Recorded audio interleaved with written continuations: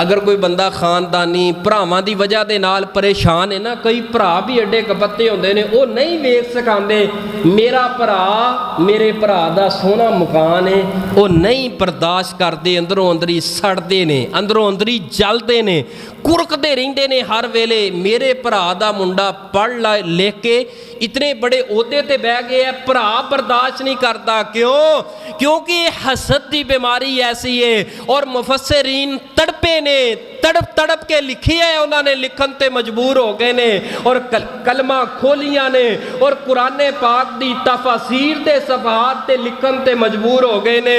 ओ कायनात दे लोगो, अगर नबी दे पुत्रां दे दिल दे अंदर हसद दी अग बल सकदी है, ते अज दे इंसान दे दिल अंदर हसद दी अग बलना कोई मुश्किल है?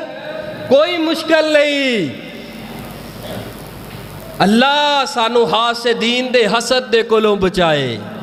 रशक कीता करो, हसद नहीं। हसद करने वाला बंदा सब तो पहले अपने आप नूं साड़दा है, फिर जाके अगले दा नुकसान करदा है। इहदी मिसाल तुसीं इंज लाओ ना, ए जिहड़ी माचिस दी तीली है, ए माचिस दी तीली सब तो पहले आप जलेगी ते फिर अगे जाके अग लगाएगी। हासद बंदा भी इसी तरह है, सब तो पहले आप सड़दा है, जलदा है, मरदा है, फिर अगले दा सिर लैंदा है।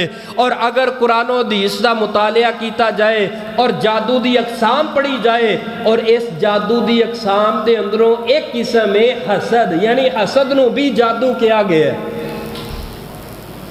इसलिए तो आपने फरमाया है ना, अगर तुहानू नज़र आ रहा है ना अल्लाह कोई सानू मैनू नेमत दे रहा है, उस नेमत नूं छुपा जाओ, भरावां दे कोलों रिश्तेदारां दे कोलों छुपा जाओ।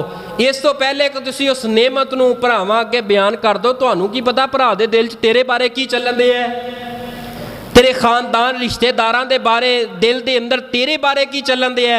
इस तो बेहतर है आपने फरमाया उस नेमत नूं छुपा, पर्दा पा, जदों मिल जाए फिर उस तो बाद दस दे। अगर छुपा जाए तेरे वास्ते बेहतर है इस तो पहले कि उस नेमत दे दरमियान दे अंदर वो बंदा आके कोई साजिश करे तेरे बारे।